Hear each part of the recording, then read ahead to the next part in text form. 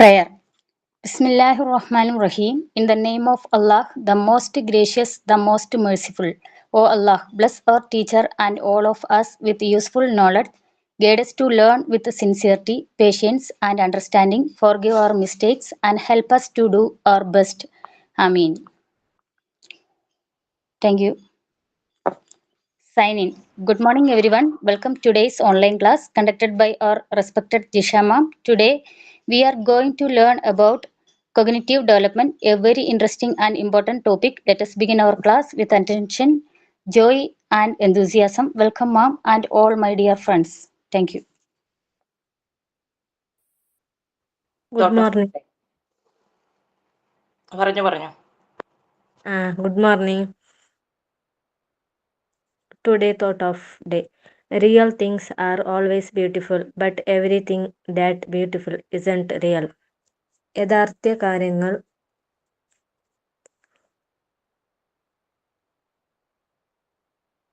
Thank you.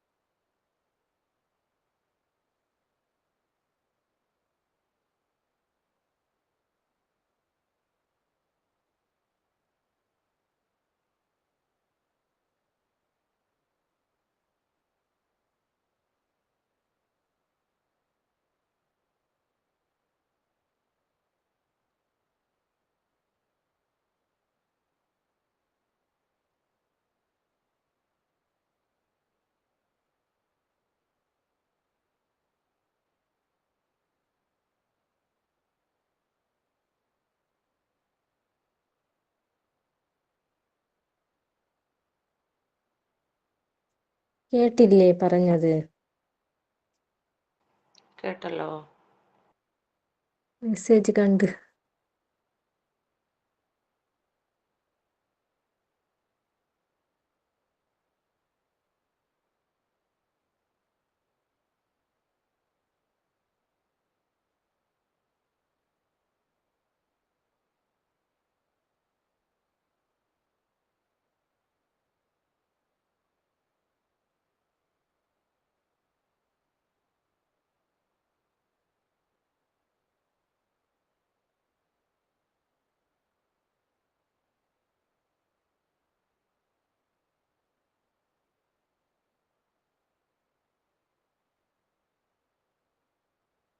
Thought പറഞ്ഞത് clear ആയില്ല എന്നാ മെസ്സേജ് ഇട്ടത്.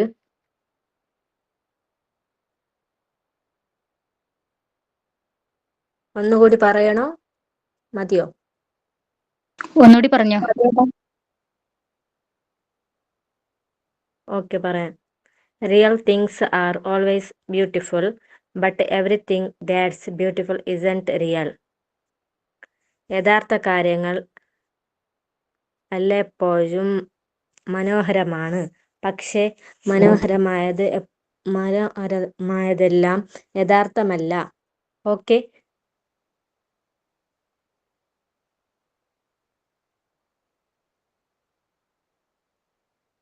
എടാ, ഞാൻ സ്റ്റോറി പറയട്ടെ. Okay. Story name: The Monkey and the Wedge. Once upon a time, a team of carpenters was working in a village. One day, the carpenters went for lunch, leaving their tools at the site. At that time, a group of monkeys came to the site and started playing with the tools. One monkey found a wedge on a big log of wood. The carpenter had put a wedge to prevent the slit from closing. The monkey sat on the slit log. He tried to remove the wedge. He pulled the wedge again and again. At last, he removed it. The slit closed, but his tail was caught in the slit. He started screaming in pain. The monkey got hurt badly. Moral of the story: think before you act. Thank you.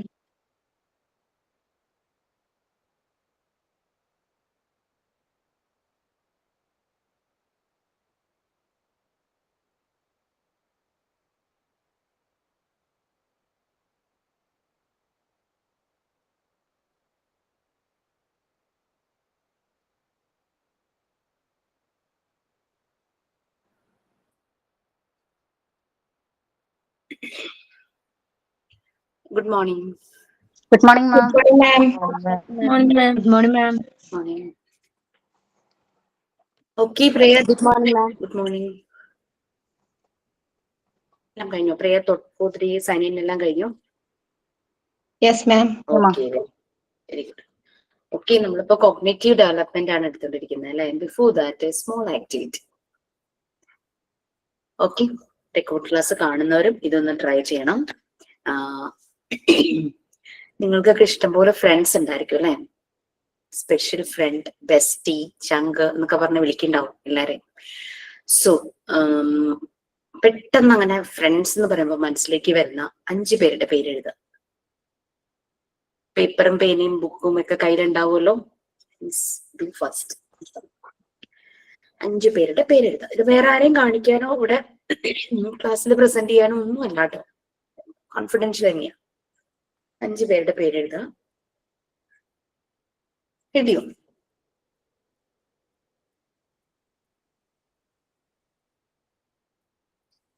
ഇനി ഈ 5 പേർക്കും നിങ്ങൾ mark ഇടാൻ പോവാണ്. ഓരോരുത്തർക്കും 10 വേണം mark ഇടാൻ. Out of 10 എത്ര മാർക്ക് ഈ 5 പേർക്ക് കൊടുക്കും?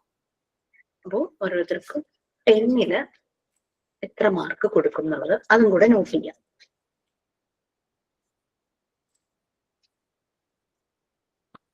എത്ര മാർക്ക് വെച്ച് എത്ര മാർക്കിലാ കൊടുക്കണ്ടേ മാം? 10 മാക്സിമം 10 ഔട്ട് ഓഫ് 10 എത്ര മാർക്ക് കൊടുക്കുന്നുള്ളത് അവരുടെ പേരിന് നേരെ എഴുതി വെക്കും.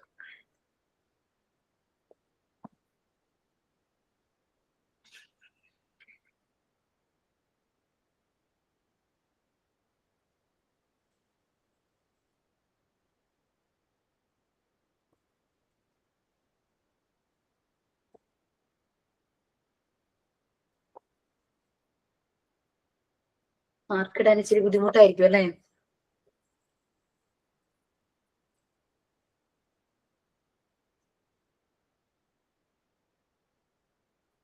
ഓക്കെ, കഴിഞ്ഞോ? 5 പേർക്ക് മാർക്ക് ഇട്ട് കഴിഞ്ഞോ? Yes ma'am. എല്ലാവരും കഴിഞ്ഞോ? ഇനി ഈ മാർക്കുകളെല്ലാം കൂടെ ആഡ് ചെയ്യാം. 5 പേരുടെ മാർക്സ് ആഡ് ചെയ്യാം.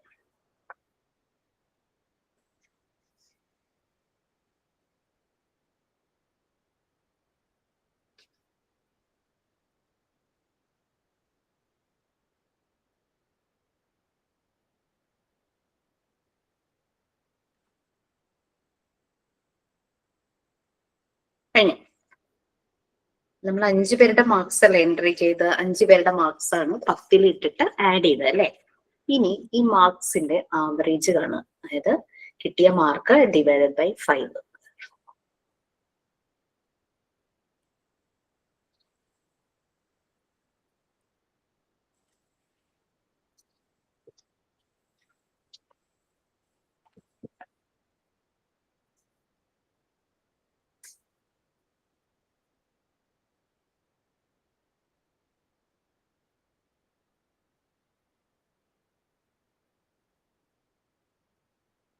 കഴിഞ്ഞോ? നമുക്ക് ആവറേജ് കിട്ടിയല്ലേ. ആ കിട്ടിയ മാർക്ക് 10 കിട്ടിയ ആരെങ്കിലും ഉണ്ടോ?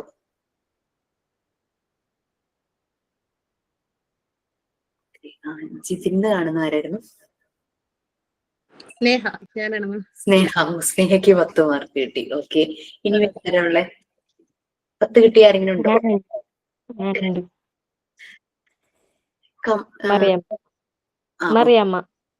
മറിയാമ്മ. Okay okay. 10 നിങ്ങൾക്ക് 2 പേർക്കും ആണോ? സ്നേഹയ്ക്കും മറിയാമ്മയ്ക്കും ആണോ 10 കിട്ടിയത്? അതെ. ചിലർക്ക് ചിലപ്പോൾ ഡെസിമൽ പോയിന്റ് പോലെയൊക്കെ കിട്ടിയിട്ടുണ്ടാവും അല്ലെ. അതായത് 9നും 10നും 9 തുടങ്ങി 10 ഒരു 9.9 വരെയും കിട്ടിയ ആരെങ്കിലും ഉണ്ടോ? ലവ്ലി കിട്ടിയിട്ടുണ്ടോ? 8 പോയിന്റ് ഉള്ളു മാം.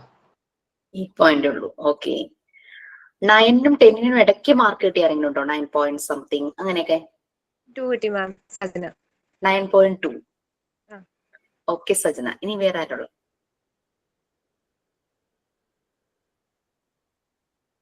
ഓക്കെ. 8നും 9നും ഇടയ്ക്ക് മാർക്ക് കിട്ടിയവര് 8 പോയിന്റ് സംതിങ്. ഇപ്പൊ ലവ്ലി ഉണ്ട്. 8 ഉണ്ട്. 8 ഉണ്ട്. സിംസി. 8.6 അഫീല. 8.6. ഓക്കെ. 8.2. 8.2. ഓക്കെ. 8ന്റെ താഴേക്ക് ഞാൻ ചോദിക്കുന്നില്ല കേട്ടോ. നിങ്ങൾക്ക് ഇപ്പൊ കിട്ടിയ മാർക്കില്ലേ, ആവറേജ് എടുത്തിട്ട് കിട്ടിയ മാർക്ക്, അത് നിങ്ങളുടെ മാർക്കാണ്. നിങ്ങൾ ഇത്ര നേരം 5 ഫ്രണ്ട്സിന്റെ മാർക്കല്ല ഇട്ടത്.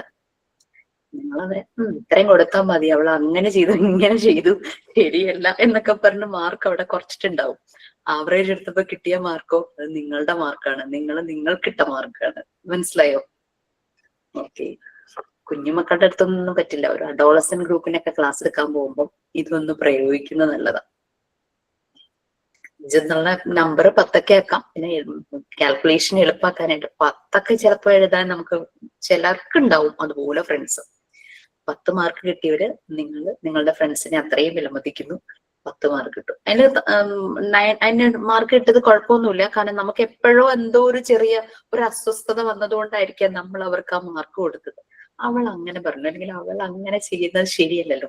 ആ കാര്യം എന്റെ ഫ്രണ്ടാണ്, എന്നാലും അവളിൽ എന്തോ ഒരു നെഗറ്റീവ് ഉണ്ട്, അതുകൊണ്ടാണ് നിങ്ങൾ ഒരു മാർക്ക് അങ്ങ് കുറച്ചത്.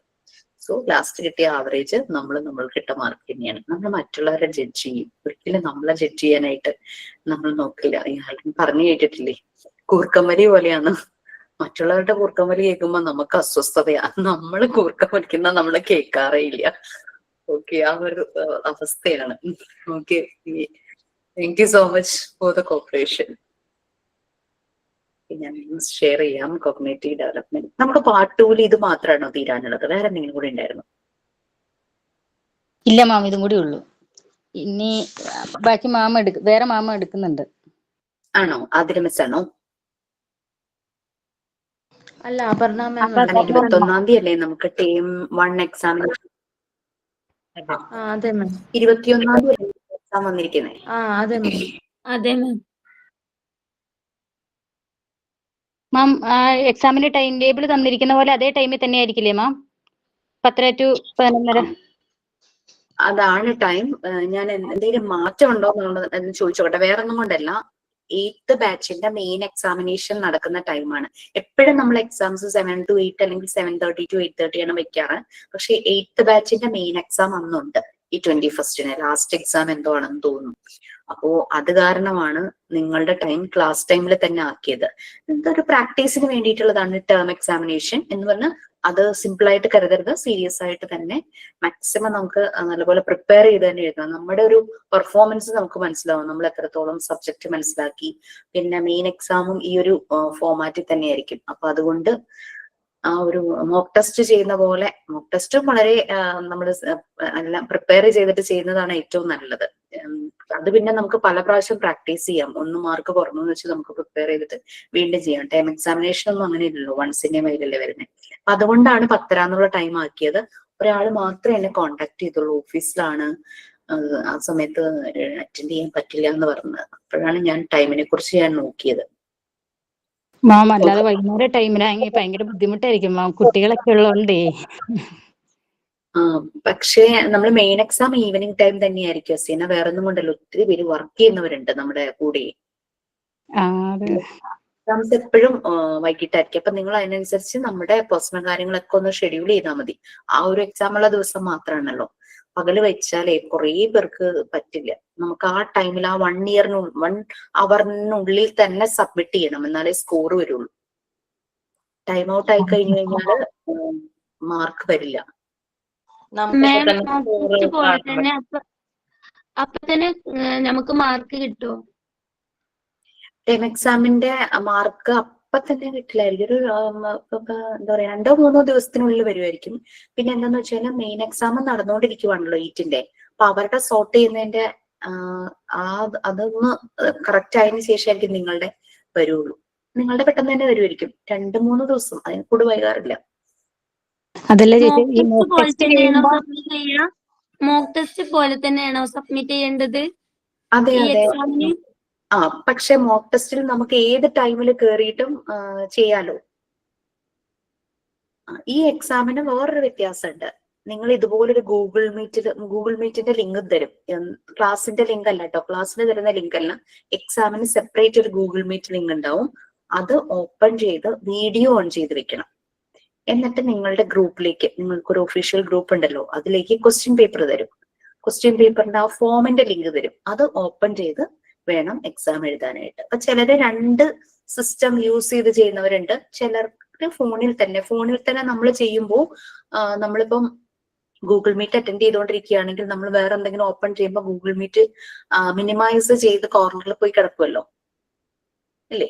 അപ്പൊ നിങ്ങളുടെ വീഡിയോ ഓൺ ആയിരിക്കും. ഇൻവിജിലേറ്റർക്ക് നോക്കുമ്പോൾ ഓഡിയോ ഓഫ് ചെയ്ത് വെച്ചിട്ട് വീഡിയോ ഓൺ ചെയ്താണ് ഇൻവിജിലേറ്റർ നോക്കുമ്പോൾ ആള് പ്രസന്റ് ആണ്, എക്സാം അറ്റൻഡ് ചെയ്യുന്നത് മനസ്സിലാവും.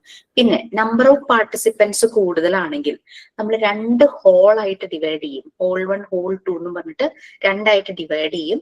2 ഹോളിലും ഓരോ ഇൻവിജിലേറ്റേഴ്സ് സർമാരുണ്ടായിരിക്കും. അപ്പൊ ഈ 2 ഹോളിലേക്ക് ആരൊക്കെയാണെന്നുള്ളത് നിങ്ങളുടെ റോൾ നമ്പർ നേരത്തെ നിങ്ങൾക്ക് തരും. ഇത്ര റോൾ നമ്പർ തുടങ്ങി ഇത്ര റോൾ നമ്പർ വരെയും ഹോൾ നമ്പർ എ ആണെങ്കിൽ ബാക്കി റോൾ നമ്പേഴ്സ് വരുന്നവര് ഹോൾ നമ്പർ ബി എന്ന് തന്നിട്ടുണ്ടാകും. ഇനി ഓരോ ഹോളിലേക്കും ഓരോ സെയിം ക്വസ്റ്റ്യൻസ് ആണ്, പക്ഷെ ക്വസ്റ്റ്യൻ പേപ്പറിന്റെ ലിങ്ക് ഡിഫറെന്റ് ആയിട്ടായിരിക്കും തരുന്നത്. സെയിം ക്വസ്റ്റ്യൻ തന്നെ. അപ്പൊ നമ്മൾ ഏത് ഹോളിലാണോ ആ ഹോളിന്റെ ക്വസ്റ്റ്യൻ പേപ്പർ വേണം നമ്മൾ അറ്റൻഡ് ചെയ്യാൻ. കാരണം എന്താന്ന് വെച്ചാൽ നിങ്ങളിപ്പോ മറ്റേ ഹോളിലെ ക്വസ്റ്റ്യൻ പേപ്പർ അറ്റൻഡ് ചെയ്ത് സബ്മിറ്റ് ചെയ്യുമ്പോൾ മറ്റേ ഹോളിലെ ഇൻവിജിലേറ്റർക്കാണ് ആ സബ്മിഷൻ കാണാൻ പറ്റൂ. നിങ്ങൾ ഇരിക്കുന്ന ഹോളിലെ ഇൻവിജിലേറ്റർക്ക് സബ്മിഷൻ കാണാൻ പറ്റില്ല. അപ്പൊ കൺഫേം ചെയ്യാൻ പറ്റില്ല സബ്മിറ്റ് ആയോ എന്ന് ചോദിക്കുമ്പോൾ മറ്റേ ക്വസ്റ്റ്യൻ പേപ്പർ ആണ് അറ്റൻഡ് ചെയ്തിരിക്കുന്നെങ്കിൽ ആൾക്ക് ഇവിടെ കാണില്ല. പിന്നെ അപ്പുറത്തെ ഹോളിൽ ഇരിക്കുന്ന ആളുടെ അടുത്ത് പോയി ചോദിച്ചൊക്കെ കൺഫേം ചെയ്യാം. അപ്പൊ അതൊക്കെ ഒന്ന് ശ്രദ്ധിക്കുക.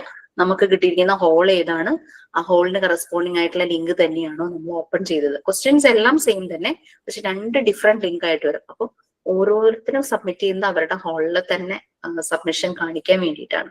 അപ്പൊ ഇവര് നോക്കുമ്പോൾ സബ്മിറ്റ് ആയിട്ടുണ്ട്, ലെഫ്റ്റ് ആയിക്കോളാൻ പറയുമ്പോൾ ലീവ് ചെയ്യാം, കൺഫേം ചെയ്തിട്ട് ലീവ് ചെയ്യാം. ഇതേ ഫോർമാറ്റിലായിരിക്കും മെയിൻ എക്സാംസ് വരുന്നത്. അപ്പൊ അതിനൊരു പ്രാക്ടീസും നമ്മൾ സബ്ജക്ട് എത്രത്തോളം മനസ്സിലാക്കി എന്നുള്ളതും കൂടെ മനസ്സിലാവാൻ വേണ്ടിയിട്ടാണ് ടൈപ്പ് എക്സാം, മോഡൽ എക്സാംസ് ഒക്കെ നടത്തില്ലേ. ഇനി പാർട്ട് 3യും പാർട്ട് 4ഉം കൂടെ കഴിയുമ്പോൾ നമുക്ക് ടേം 2 എക്സാമിനേഷൻ ഉണ്ടാവും. ഇതുപോലെ തന്നെ ഇപ്പൊ ഈ 2 ടേം എക്സാമിനേഷൻസ് കഴിയുമ്പോഴേക്കും നമുക്ക് അറിയാൻ പറ്റും ക്വസ്റ്റ്യൻസ് എങ്ങനെയാണ് വരുന്നത്, എങ്ങനെ അറ്റൻഡ് ചെയ്യുന്നത്. 10 മിനിറ്റ്സ് 20 മിനിറ്റ്സ് ഒക്കെ മതിയാകും പെട്ടെന്ന് തന്നെ. പിന്നെ ടച്ച് ആണ്, അതൊന്ന് ശ്രദ്ധിക്കുക. നമ്മൾ സ്ക്രോൾ ചെയ്യുമ്പോൾ ചിലപ്പോൾ നമ്മൾ ആൻസർ ഓപ്ഷൻ ക്ലിക്ക് ചെയ്തത് ചിലപ്പോ ഓഫായി പോയിട്ടുണ്ടാകാം. അപ്പൊ അതൊക്കെ കറക്റ്റ് ചെക്ക് ചെയ്ത് വേണം പോകാനായിട്ട്. ലാസ്റ്റ് ഒന്നുകൂടെ ഒന്ന് ചെക്ക് ചെയ്ത് നോക്കുക. കാരണം 10 മിനിറ്റ് ഒക്കെ കഴിഞ്ഞുകൊണ്ട് പെട്ടെന്ന് തന്നെ സബ്മിറ്റ് ചെയ്ത് ഓടി പോകരുത്. എല്ലാ ആൻസറും ക്ലിക്ക് ചെയ്തു എന്നുള്ളത് ചെക്ക് ചെയ്യുക. നെഗറ്റീവ് മാർക്കിംഗ് ഇല്ല. ഓക്കെ, നെക്സ്റ്റ് കോഗ്നിറ്റീവ് ഡെവലപ്മെന്റ് നമ്മൾ തുടങ്ങിയിട്ടുണ്ടായിരുന്നു. കോഗ്നിറ്റീവ് ഡെവലപ്മെന്റ് എടുക്കുന്നതിന് മുമ്പ് ഡെവലപ്മെന്റിന്റെ കാര്യങ്ങളൊക്കെ ജനറലി പറഞ്ഞപ്പോ സൈക്കോ അനാലിസ്റ്റുകളുടെ കാര്യങ്ങൾ പറഞ്ഞിട്ടുണ്ടായിരുന്നു.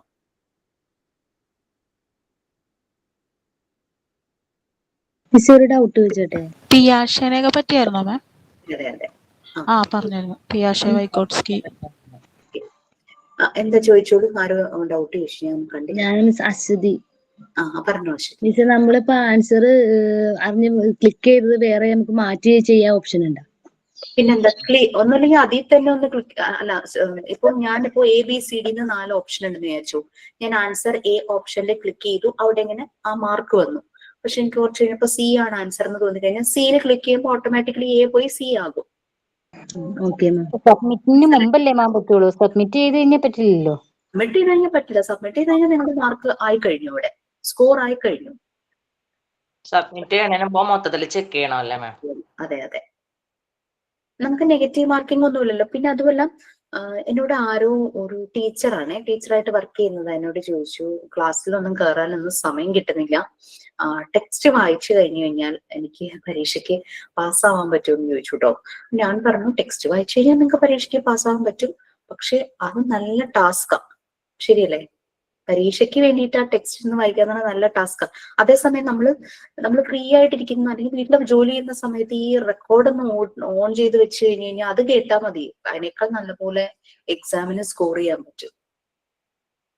അത് പരീക്ഷ എഴുതിയ എല്ലാ ബാച്ചുകളും പറഞ്ഞൊരു കാര്യമാണ്. കാരണം നമുക്ക് ഈ കണ്ടന്റ് വായിക്കുക എന്ന് പറയുന്നത് നമ്മൾക്കൊരു റെഫറൻസിന് വേണ്ടിയിട്ടാണ് കണ്ടന്റ് തന്നിരിക്കുന്നത്. നമ്മളിതിനെ ഔട്ട് ഓഫ് ദ ബോക്സ് ചിന്തിച്ച് നമ്മൾ കുറെ കാര്യങ്ങൾ ആഡ് ചെയ്ത് നമ്മളുടെ എക്സ്പീരിയൻസ് ഷെയർ ചെയ്യുമ്പോഴാണ് അത് ലേണിംഗ് പ്രോസസ്സിലൂടെ കടന്നു പോകുന്നത്. നമുക്കൊരു സബ്ജക്ട് സ്റ്റഡിങ് അല്ലല്ലോ വേണ്ടത്. നമുക്കത് ലേണിംഗ് പ്രോസസ് നമ്മൾ അപ്ലൈ ചെയ്യുന്നു നമ്മുടെ ലൈഫിൽ, നമുക്ക് ചുറ്റുമുള്ളവരുടെ ലൈഫിൽ അപ്ലൈ ചെയ്യുന്നു, നമ്മൾ വർക്ക് ചെയ്യാൻ പോകുന്നിടങ്ങളിൽ അപ്ലൈ ചെയ്യുന്നു, അങ്ങനെ. So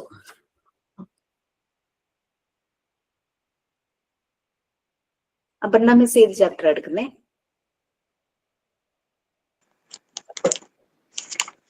individual difference.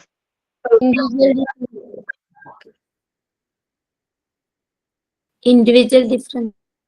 ഓക്കെ, കഴിയാറായോ? അടുത്ത ക്ലാസ്സിൽ കഴിയുമോ?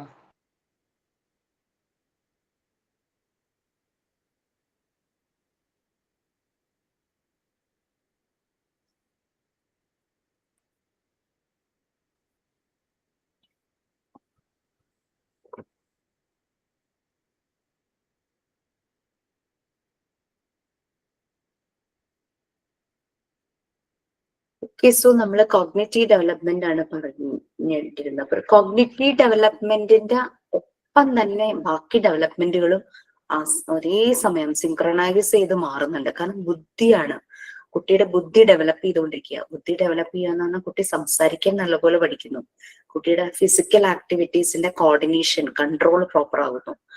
ഇതിന്റെ എല്ലാം ഒരു കൺട്രോൾ ചെയ്യുന്ന ഒരു ഫാക്ടർ തന്നെയാണ് കോഗ്നിറ്റീവ് ഡെവലപ്മെന്റ്. അതേസമയം കോഗ്നിറ്റീവ് ഡെവലപ്മെന്റ് ലോ ആയ ഒരു കുട്ടിക്ക് ബോഡിയുടെ മൂവ്മെന്റ്സ് നമ്മൾ കണ്ടിട്ടുണ്ടാവും.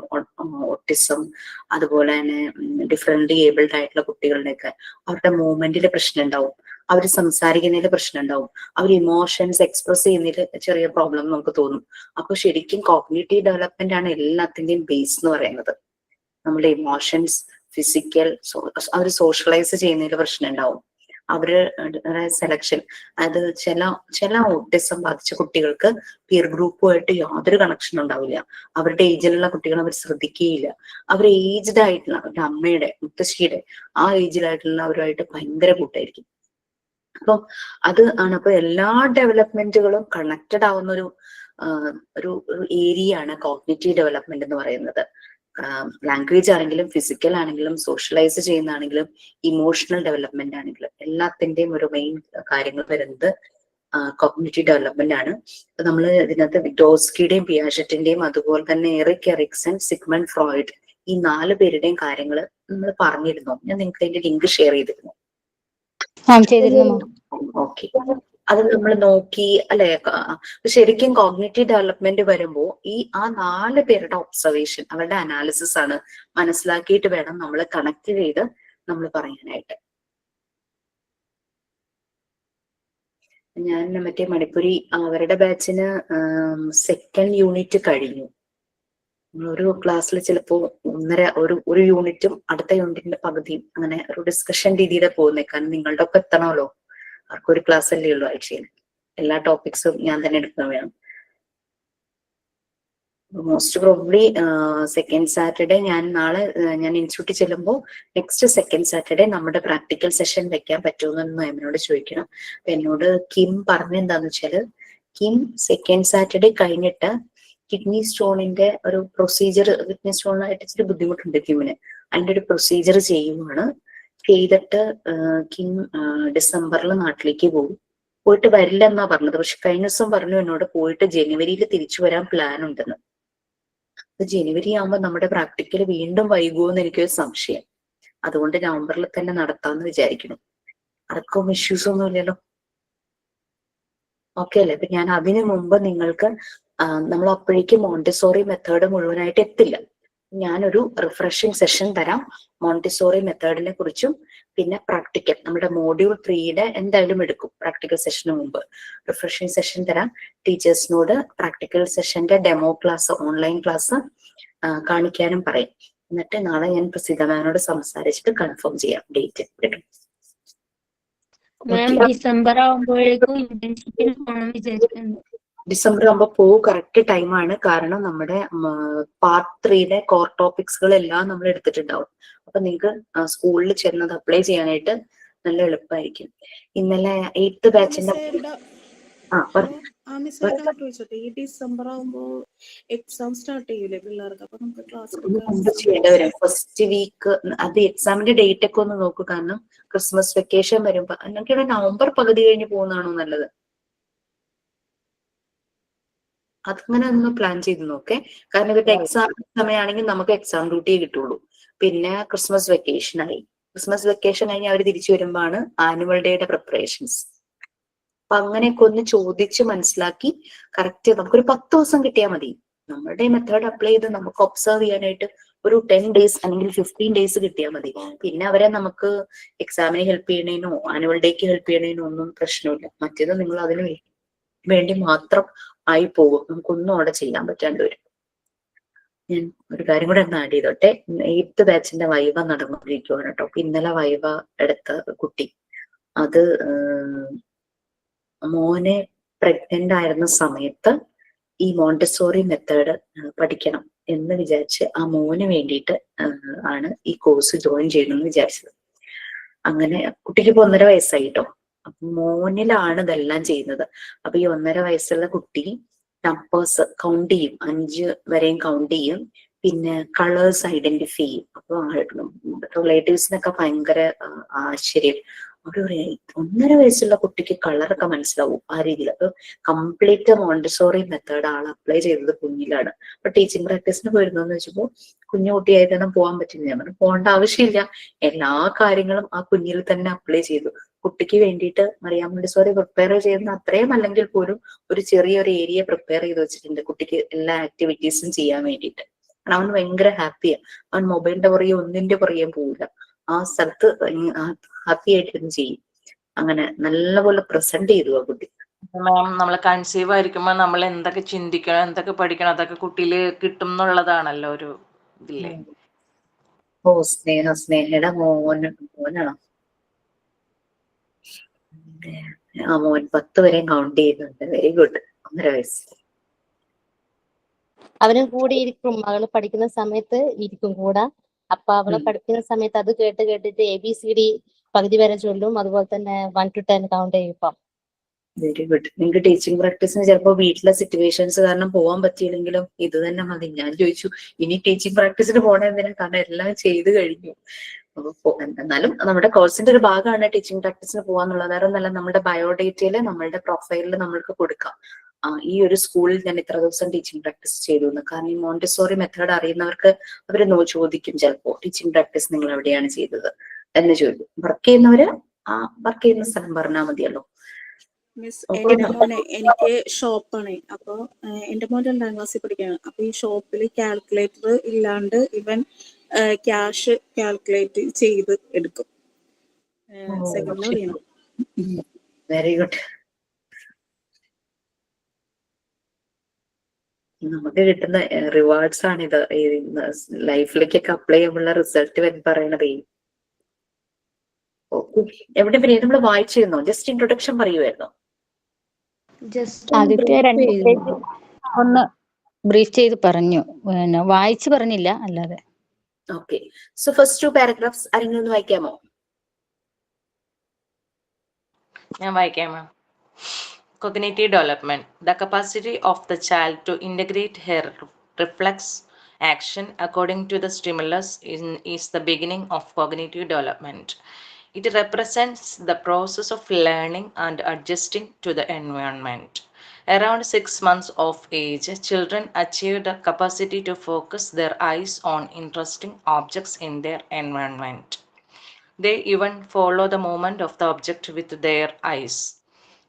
When children hear the word elephant, the mental picture most children get is of a giant animal with a long trunk and big ears. They learn about all the things they see around them. They continuously manipulate, experiment, try out, explore, discover, and learn about objects and people surrounding them. As cognitive development proceeds and children's thinking ability, their vocabulary also increases to include comparative terms such as big, small, tall, short. They also include spatial terms such as above and below, near and far in their speech. The language children use clearly reflects the level of their cognitive development. Children in the 3 to 6 year age group talk and understand about things that they touch, see, hear, or experience through their senses. They cannot understand or talk about abstract things such as honesty. Thank you, ma'am.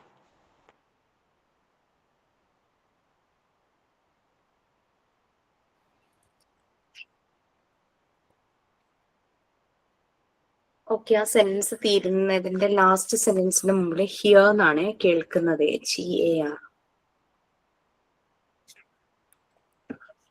So നമ്മൾ ഈ പാരഗ്രാഫിൽ എന്താ പറഞ്ഞിരിക്കുന്നത്? ശരിക്കും abstract ഐഡിയയും concrete ഐഡിയയും കുറിച്ചാണ് കൂടുതൽ പറഞ്ഞിരിക്കുന്നത്. കാരണം കുട്ടികൾക്ക് വലുത് ഇപ്പൊ നമ്മള് വീട്ടിൽ തന്നെ എന്തെങ്കിലും ഒരു കാര്യം ആ വലിയ സ്പൂൺ എടുത്തിട്ട് വാ എന്ന് പറഞ്ഞാൽ ഇവർക്ക് വലുത് എന്നുള്ള കൺസെപ്റ്റ് കിട്ടണമെങ്കിൽ നമ്മൾ ആദ്യം ആർക്കൊരു കോൺക്രീറ്റ് ഐഡിയ കൊടുത്തിട്ടുണ്ടാകണം. രണ്ടെണ്ണം കാണിച്ചിട്ട് കമ്പയർ ചെയ്തിട്ട് ഒരു കമ്പാരറ്റീവ് ഐഡിയ കമ്പയർ ചെയ്തിട്ട് ഇത് വലുത് ഇത് ചെറുത്, അപ്പൊ ലാർജ് സ്മോൾ എന്നുള്ള കൺസെപ്റ്റ് അവർക്ക് വരും. നമുക്ക് മോണ്ടിസോറി മെത്തേഡിലും അറിയാം, മോണ്ടിസോറിയും ഡിസൈൻ ചെയ്ത മെറ്റീരിയൽസ് അങ്ങനെയായിരുന്നു. മെറ്റീരിയൽസിന്റെ ഫൈനൽ എയിം എന്ന് പറയുന്നത് വേറെ ആയിരിക്കാം, പക്ഷെ ആ മെറ്റീരിയൽസ് യൂസ് ചെയ്ത് പല ഐഡിയാസും അവർക്ക് കിട്ടിയതിന് ശേഷമാണ് ആ ഫൈനൽ ആക്ടിവിറ്റിയിലേക്ക് അവരെത്തുന്നത്. എക്സാമ്പിൾ പറയുവാണെങ്കിൽ നമുക്ക് നമ്പർ റോഡ്സ് ഉണ്ട് ഈ മോണ്ടിസോറി മെത്തേഡില്. അതായത് നമ്പേഴ്സ് എഴുതി കൗണ്ട് ചെയ്യിക്കുന്നതും അതുപോലെ തന്നെ എഴുതി ആഡ് ചെയ്യിക്കുന്നതിന് പകരം നീളമുള്ള റോഡ്സ് ആയിട്ടാണ് വെച്ചിരിക്കുന്നത്. ഈ റോഡ് തന്നെ കളേഴ്സിലും ഉണ്ട്. അതായത് വണ്ണിനെ റെപ്രസെന്റ് ചെയ്യാനായിട്ട് നമ്മുടെ ഫിംഗറിന്റെ ഇത്രയും വരുന്ന രീതിയിൽ ഒരു ബ്ലൂ കളറിലുള്ള റോഡായിരിക്കും. ക്യൂബോയിഡ് ഷേപ്പാണ് ബ്ലൂ കളറിലുള്ള ഒരു റോഡ്. നമ്മുടെ ഈ മൈസൂർ പാക്ക് സ്വീറ്റ് ഇല്ലേ, അതിന്റെ ഷേപ്പിലിരിക്കും. അപ്പൊ അങ്ങനെ അതിനേക്കാൾ ചിലപ്പോൾ കുറച്ച് ചെറുതായിരിക്കും അങ്ങനെ. അപ്പൊ ആ ഒരു ബ്ലൂ കളറിൽ വരും. അടുത്ത 2വിനെ റെപ്രസെന്റ് ചെയ്യുന്നത് സെയിം മെഷർമെന്റിൽ തന്നെ ബ്ലൂവും അതേ അളവിൽ തന്നെ വരുന്ന റെഡും കൂടെ ചേർന്നൊരു റോഡായിരിക്കും. അതായത് ആ റോഡിൽ 2 കളർ പെയിന്റ് ചെയ്തിട്ടുണ്ടാവും. ബ്ലൂ ആദ്യത്തെ 1 റെപ്രസെന്റ് ചെയ്ത ബ്ലൂവിന്റെ അതേ അളവും അതേ അളവിൽ തന്നെ റെഡും. ഇത് കുട്ടികളെ കാണിച്ച് നമ്മൾ ശരിക്കും നമ്മൾക്ക് നമ്പേഴ്സ് പഠിക്കാനും കൗണ്ടിങ് പഠിക്കാനും ആഡ് ചെയ്യാനുമാണ്. പക്ഷെ ഇനീഷ്യലി നമ്മൾ ആ രീതിയിൽ പ്രസന്റ് ചെയ്യില്ല കുട്ടികളുടെ മുന്നിൽ. കാരണം എല്ലാ ഐഡിയാസും കൂടി വരുമ്പോൾ ഇവർക്ക് കൺഫ്യൂഷൻ വരും. അപ്പൊ ആദ്യം നമ്മൾ എന്താ ചെയ്യുന്നത് വെച്ചാൽ ഇതിന്റെ length, ascending order descending order അത് അവർ കീപ്പ് ചെയ്യും. പിന്നെ അവർക്ക് കളർ എന്നുള്ള ഐഡിയ കൊടുക്കും, ബ്ലൂ റെഡ് എന്നുള്ള ഐഡിയ കൊടുക്കും. അത് കഴിഞ്ഞിട്ട് ഇപ്പൊ 3 വരുവാണെങ്കിൽ ബ്ലൂ റെഡ്, ഫസ്റ്റ് 1 റെഡ് ആണെന്ന് കേട്ടോ എൻ്റെ ഒരു ഓർമ്മ. റെഡ്, പിന്നെ red blue, red blue red അങ്ങനെ പോകും. അപ്പോ ഓഡ് ഈവൻ കൺസെപ്റ്റ് അവർക്ക് കിട്ടും. കാരണം ചില റോഡ് എൻഡ് ചെയ്യുന്നത് റെഡിലായിരിക്കും, ചിലത് എൻഡ് ചെയ്യുന്നത് ബ്ലൂ ആയിരിക്കും. അപ്പൊ ബ്ലൂവിൽ എൻഡ് ചെയ്യുന്നത് ഈവനും റെഡിൽ എൻഡ് ചെയ്യുന്നത് ഓഡും ആണെന്നുള്ള കൺസെപ്റ്റ് ആദ്യം അവർക്ക് കൊടുക്കും. അങ്ങനെ ലെങ്ത് മനസ്സിലാകും, കളറ് മനസ്സിലാകും, കളറ് വെച്ചിട്ട് ഓഡ് ഈവൻ കൺസെപ്റ്റ് മനസ്സിലാകും. പിന്നെ അവർ കൗണ്ട് ചെയ്യാനായിട്ട് തുടങ്ങും. 1, പിന്നെ 1 2 1 2 3 അങ്ങനെ അങ്ങനെ കൗണ്ട് ചെയ്യും. അസെൻഡിങ് ഓർഡർ ഡിസെൻഡിങ് ഓർഡർ വയ്ക്കും. പിന്നെയാണ് അവർ അഡീഷൻ ചെയ്യാനായിട്ട് തുടങ്ങുന്നത്. അപ്പൊ ആ രീതിയിൽ നമ്മൾ കോൺക്രീറ്റ് ഐഡിയാസ്, അതായത് കാണാൻ പറ്റുന്നതും കേൾക്കാൻ പറ്റുന്നതും തൊട്ട് നോക്കാൻ പറ്റുന്നതും അങ്ങനെ വരുന്ന എല്ലാ ഐഡിയാസും കൊടുത്തിട്ടാണ് ഫസ്റ്റ് അവരുടെ ഡെവലപ്മെന്റ് നടക്കുന്നത്. അവരൊരു 6 വയസ്സൊക്കെ കഴിയുമ്പോഴേക്കും ഹയർ ക്ലാസ്സുകളിലേക്ക് പോകുമ്പോൾ അവർക്ക് അബ്സ്ട്രാക്ട് ഐഡിയാസ് കിട്ടും. അതായത് അസ്യൂം ചെയ്ത് ഇപ്പം 5 എന്നുള്ള നമ്പറിൽ നിന്നും 2 ടേക്ക് അവേ ചെയ്താൽ അവർക്ക് എഴുതി നോക്കേണ്ട ആവശ്യമില്ല, അവർ മനസ്സിൽ അത് കാൽക്കുലേറ്റ് ചെയ്യും. അല്ലെങ്കിൽ നമ്മുടെ വാട്ടർ സോഴ്സസ് ഒക്കെ നശിച്ചു പോയാൽ എന്ത് സംഭവിക്കും? ആക്ച്വലി അങ്ങനെ നടന്നിട്ടില്ല, അപ്പൊ അങ്ങനെ നടന്നല്ല, അങ്ങനെ അസ്യൂം ചെയ്ത് ഇമാജിൻ ചെയ്ത് കാര്യങ്ങളെ പറയാനായിട്ടും പ്രസന്റ് ചെയ്യാനായിട്ടും അവർ പഠിക്കും. അത് ഹയർ ഏജിലേക്കും ലെവലിലേക്കും പോകുമ്പോഴാണ്. ഇനീഷ്യലി അവർക്ക് കോൺക്രീറ്റ് ഐഡിയാസ് ആണ് അവർക്ക് മനസ്സിലാവുള്ളൂ. അബ്സ്ട്രാക്ട് ഐഡിയാസിനെ കുറിച്ചുള്ള കാര്യങ്ങളൊന്നും അവർക്ക് ഒട്ടും പറയാൻ അറിയില്ല. ഇപ്പം സത്യം പറയണം, കള്ളം പറയരുത് എന്നൊക്കെ പറഞ്ഞു കഴിഞ്ഞാൽ പെട്ടെന്ന് അവര് നമ്മളിങ്ങനെ ഭയങ്കര അതിശയത്തോടെ നോക്കിയുള്ളൂ.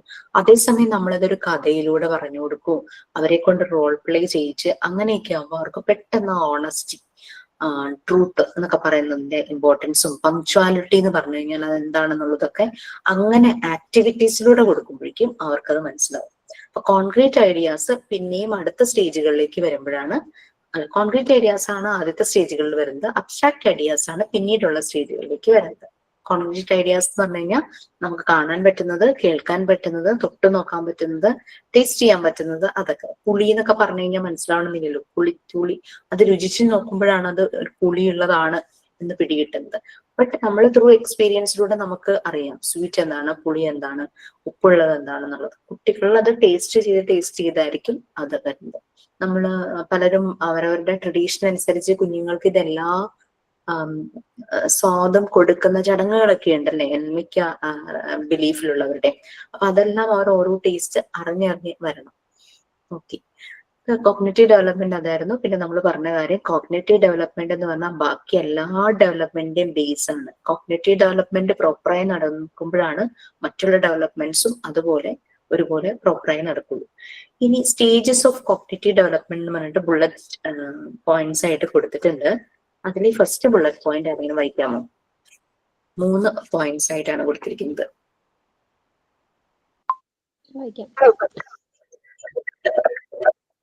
Stages of cognitive development. Inactive stages. This stage is characterized by the child's descriptions of things that even in terms of suitable motor responses activities. In this stage, the child knows the world only through the media of operation, not through the word or images. For example, the infant understands his environment by touching, biting, and grasping. Inactive stage. ഈ ഒരു സ്റ്റേജിൽ കുട്ടി ആക്ടിവിറ്റീസിലൂടെയാണ് കാര്യങ്ങൾ മനസ്സിലാക്കുന്നത്. അതായത് നമ്മൾ പറഞ്ഞ പോലെ ചെറിയ കുട്ടിയായിരിക്കും, അവര് തൊട്ട് നോക്കി, കടിച്ചു നോക്കി, പിടിച്ചു നോക്കി, ചിലപ്പോൾ എറിഞ്ഞൊക്കെ നോക്കും. അങ്ങനെയൊക്കെ ത്രൂ ആക്ടിവിറ്റീസിലാണ് ഇവര് മനസ്സിലാകുന്നത്. കുട്ടിയുടെ movements, motor response activities, movements, എന്തെങ്കിലും ഒന്ന് എറിഞ്ഞു നോക്കുമ്പോൾ അതിനെന്താ സംഭവിക്കുന്നതെന്ന് റെസ്പോണ്ട് ചെയ്യും. അതുപോലെ ഗ്ലാസ് ഒക്കെ അവർക്ക് അറിയില്ല താഴെ വീണ് പൊട്ടുന്നു, അങ്ങനെ ചിലപ്പോൾ എടുത്ത് താഴെ ഇടും, അപ്പോഴാണ് അത് പൊട്ടുന്നുള്ളത് മനസ്സിലാണ്. അപ്പൊ അവര് ചെയ്ത മൂവ്മെന്റിന്റെ റെസ്പോൺസ്, അതിലൂടെയാണ് അവർ കാര്യങ്ങൾ മനസ്സിലാക്കുന്നത്. തൊട്ട് നോക്കും, ചിലപ്പോൾ കടിച്ചു നോക്കും, അത് പിടിച്ചു വലിച്ചു നോക്കും, അങ്ങനെയൊക്കെ ചെയ്യും. അങ്ങനെയാണ് ഈ ഒരു സ്റ്റേജില് കുട്ടികൾ അവർ മനസ്സിലാക്കുന്ന പല കാര്യങ്ങളും. Okay, next one iconic stage. Iconic stage. This stage is characterized by the child's description of things and events in terms of audiovisual images or mental picture. In this stage, information is gained by imaginary and the child is a prisoner of his affective world. Okay, ഈ ഒരു സമയത്ത് കുട്ടിയുടേതായിട്ടുള്ള ഒരു world create ചെയ്യും.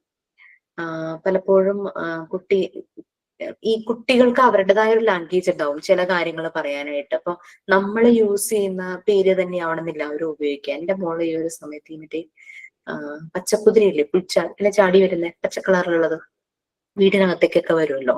അപ്പൊ ഞാനിങ്ങനെ പച്ചക്കുതിര, നമ്മളിവിടെ അങ്ങനെയാണ് കേട്ടോ പറയുന്നത്. അങ്ങനെ പറഞ്ഞു കൊടുക്കുമ്പോ കുട്ടിക്ക് പറഞ്ഞത് പച്ച പുച്ചു എന്നായിരുന്നു. പച്ചക്കുതിര എന്ന് പറയുന്നത് വരില്ല. അപ്പൊ അവർക്ക് അവരുടേതായിട്ടുള്ള ഒരു ഡിസ്ക്രിപ്ഷൻ ആയിരിക്കും ഓരോ കാര്യങ്ങളെ പറ്റിയും പറയുന്നത്. പിന്നെ ഈ ഭക്ഷണം കഴിക്കാനൊക്കെ ഈ സമയത്തൊക്കെ ഭയങ്കര മടിയായിരിക്കുമല്ലോ. അപ്പൊ നമ്മൾ എന്തെങ്കിലുമൊക്കെ ഇങ്ങനെ കാണിച്ചൊക്കെ ആയിരിക്കുമല്ലോ ഭക്ഷണം കഴിക്കുന്നത്. അപ്പൊ ഈ ഒരു രാത്രിയുടെ ഫുഡ് ഇങ്ങനെ കൊടുക്കുന്ന സമയത്ത് ഈ സന്ധ്യയൊക്കെ കഴിയുമ്പോൾ നിറയെ പല്ലി വന്നിരിക്കുമല്ലോ. ഈ പല്ലിയെ കാണിച്ചായിരുന്നു ഭക്ഷണം കൊടുക്കുന്നത്. അപ്പോ ഈ പല്ലികൾ ഈ ഭിത്തിയിൽ ഇരിക്കുമ്പോഴേക്കും ഇങ്ങനെ അനങ്ങാണ്ടിരിക്കും, സ്റ്റാൻഡ് സ്റ്റില്ല് പോലെ, അവിടെ അനങ്ങില്ല.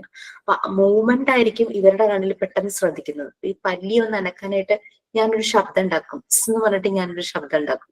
അപ്പോഴേക്കും ഈ മോളും അങ്ങോട്ട് ശ്രദ്ധിക്കും, ഇവരുടെ വയലേക്ക് ഞാൻ ഭക്ഷണം വയ്ക്കും, പല്ലി ഒന്ന് മൂവും. അപ്പൊ ഇവൾക്ക് പല്ലി എന്ന് പറയുന്നത് ആയിരുന്നു, അങ്ങനെയായിരുന്നു പറഞ്ഞിരുന്നത്. അപ്പോ അവരുടെ ഡിസ്ക്രിപ്ഷൻ അവരുടേതായ ഒരു രീതിയിലായിരിക്കും വരുന്നത്.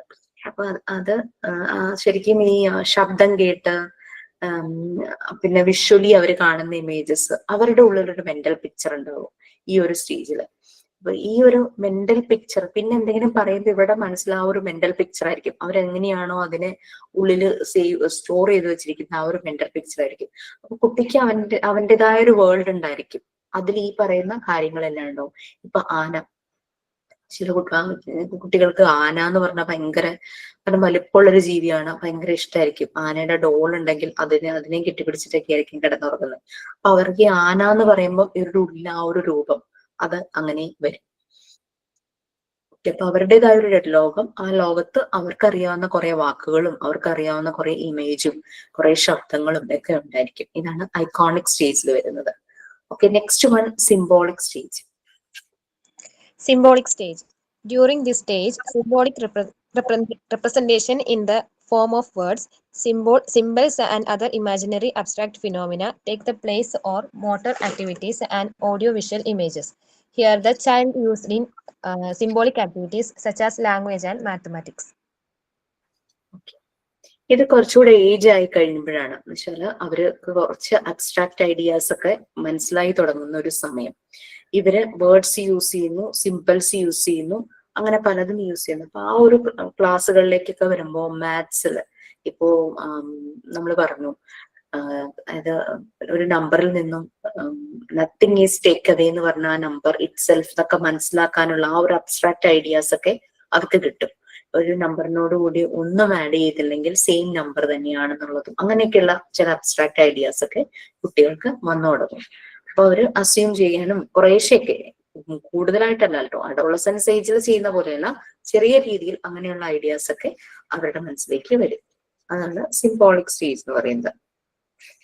സിംബോളിക് റെപ്രസെന്റേഷൻ, വേർഡ്സിനെയും ഒക്കെ സിമ്പിൾസും അങ്ങനെയുള്ളതൊക്കെ ആയിട്ടൊക്കെ അവര് വിഷ്വലൈസ് ചെയ്യാനായിട്ട് തുടങ്ങും. പിന്നെ ലാംഗ്വേജ്, മാത്സ്, അതായത് ഇപ്പോ ഈ എന്തെങ്കിലും ശബ്ദം കേൾക്കുമ്പോൾ അപ്പൊ അവർക്കറിയാം ആ ശബ്ദം എന്തിന്റെ ശബ്ദമാണെന്നുള്ളത്. അപ്പൊ അവരുടെ ലാംഗ്വേജ് അതിനനുസരിച്ച് ഇത് അതാണെന്ന് പറയാനുള്ള രീതിയിൽ അങ്ങനെ മാത്സിലൊക്കെ മാത്സ് യൂസ് ചെയ്യാനും അങ്ങനെയുള്ള ആ ഒരു ആക്ടിവിറ്റീസ് മാത്സ് ഒക്കെ ചെയ്യാനുള്ള. അപ്പൊ ഓരോ നമ്മളുടെ ഇപ്പൊ എഡ്യൂക്കേഷൻ സിസ്റ്റത്തിൽ ഇവരുടെ കരിക്കുലം സെറ്റ് ചെയ്യുന്നതൊക്കെ കുട്ടികളുടെ ഈ ഒരു ഡെവലപ്മെന്റ് സ്റ്റേജസ് വെച്ചിട്ടാണ്. KG സെഷനിൽ അവർക്ക് എന്ത് കൊടുക്കണം, ഫസ്റ്റ് സ്റ്റാൻഡേർഡ് ആകുമ്പോൾ എന്ത്, അതാണ് എപ്പോഴും സ്റ്റേറ്റും CBSEയും കൂടെ ആളുകൾ ഇങ്ങനെ കമ്പയർ ചെയ്ത് പറയുന്നത്. കുട്ടികൾക്ക് എടുത്താൽ പൊങ്ങാത്ത CBSEയിലുണ്ട്, അല്ലെങ്കിൽ ICSEയിലുണ്ട്, സ്റ്റേറ്റില് സിമ്പിൾ ആണ്, അങ്ങനെ ഇങ്ങനെ പറഞ്ഞുകൊണ്ടിരിക്കുമല്ലോ. അപ്പൊ കുട്ടികളുടെ ഡെവലപ്മെന്റിന് അനുസരിച്ച് അവരുടെ കരിക്കുലം സെറ്റ് ചെയ്യണം എന്നിങ്ങനെ പറയും. ഈ ഒരു സ്റ്റേജസ് ഒക്കെ നോക്കി ഓരോ സ്റ്റേജിലും കുട്ടി എങ്ങനെയാണ്, ഇപ്പോ കുറെ വ്യത്യാസങ്ങളൊക്കെ LKG UKGയിലൊക്കെ വന്നിട്ടുണ്ട്. ആക്ടിവിറ്റീസ് ആണ് കൂടുതലും, അവരുടെ എക്സാംസ് കണ്ടക്ട് ചെയ്യുന്നതും എല്ലാം ആക്ടിവിറ്റി, ആ രീതിയിലാണ് എക്സാംസും എല്ലാം കണ്ടക്ട് ചെയ്യുന്നത്. ത്രൂ ആക്ടിവിറ്റീസ്, പിക്ചർ കാണിച്ച് അങ്ങനെ എങ്ങനെയൊക്കെ കാണിച്ചിട്ടൊക്കെയാണ്. പിന്നെ നമ്മള് ചില കോമ്പറ്റേറ്റീവ് എക്സാംസ് ഒക്കെ കണ്ടക്ട് ചെയ്യുമ്പോഴേക്കും ചില രീതിയിൽ ഒരു സ്കോളർഷിപ്പ് എക്സാം ഒക്കെ കണ്ടക്ട് ചെയ്യുമ്പോൾ എനിക്ക് തോന്നുന്നു വിഷ്വൽസ് ഒക്കെ കാണിച്ച് സൗണ്ട്സ് ഒക്കെ കാണിച്ച് ചെയ്യിക്കുന്നത് നന്നായിരിക്കുന്നത്. ചില ക്ലാസ്സുകൾക്ക് കുട്ടികൾ അറ്റൻഡ് ചെയ്യാനായിട്ട് പോകുമ്പോൾ എക്സ്ട്രാ ആയിട്ടുള്ള ക്ലാസ്സുകൾ കേട്ടോ, അവരുടെ ഡെവലപ്മെന്റിന് വേണ്ടിയിട്ട്. അതായത് തെറാപ്പി സെഷന് പോകുമ്പോൾ, ഈ ലേണിംഗ് ഡിസബിലിറ്റി എന്തെങ്കിലും ഉള്ള കുട്ടികളെ തെറാപ്പി സെഷന് കൊണ്ടുപോകുമ്പോൾ ഇവർക്ക് ഇതുപോലെ തന്നെയാണ് മൂവ് ചെയ്യുന്ന ഇമേജിനെ കാണിക്കും, പിന്നെ ഓഡിയോസ് കൊടുക്കും. അങ്ങനെയാണ് ഇവരുടെ എവിടെയാണ് ഡിസബിലിറ്റീസ് എന്ന് മനസ്സിലാക്കി പിന്നെ അതിനെ കറക്റ്റ് ചെയ്ത് കൊണ്ടുപോകുന്നത്. ഇതെല്ലാം ഈ കുട്ടികളുടെ ഡെവലപ്മെന്റ് സ്റ്റേജസ് നോക്കിയിട്ടാണ് ഇതെല്ലാം ഡിസൈൻ ചെയ്യുന്നത്. ഓക്കെ, അപ്പൊ കോഗ്നിറ്റീവ് ഡെവലപ്മെന്റ് എന്ന് പറഞ്ഞു കഴിഞ്ഞാൽ മെയിൻ ആയിട്ടും ഇന്റലിജൻസ് അത് ഡെവലപ്പ് ചെയ്യുന്നതാണ്. അതിന്റെ ആ ഡെവലപ്മെന്റ് പ്രോപ്പർ ആകുമ്പോഴാണ് നമ്മുടെ ബാക്കിയുള്ള ഡെവലപ്മെന്റ് സ്റ്റേജസ് എല്ലാം പ്രോപ്പറായി നടക്കുന്നത്. നെക്സ്റ്റ് ഇന്റലക്ച്വൽ ഡെവലപ്മെന്റ്, നമ്മൾ പിയാഗറ്റിന്റെ കാര്യങ്ങളെല്ലാം നമ്മൾ പറഞ്ഞിട്ടുണ്ടായിരുന്നു. കോൺക്രീറ്റ് ഓപ്പറേഷണൽ സ്റ്റേജും അങ്ങനെയുള്ള കാര്യങ്ങളെല്ലാം പറഞ്ഞിട്ടുണ്ടായിരുന്നു. അപ്പൊ അതിനെപ്പറ്റി കുറച്ചൊന്നും അതിനകത്ത് സ്പെസിഫൈ ചെയ്യുന്നുണ്ട്. കോഗ്നിറ്റീവ് എബിലിറ്റി ഈ ഒരു പീരീഡില് ആ സമയത്ത് ഒരു 5 പോയിന്റ്സ് ആയിട്ട് താഴെയുണ്ട്. ആ 5 പോയിന്റ്സ് വരെ ആരെങ്കിലും വായിച്ചു കൊടുക്കും.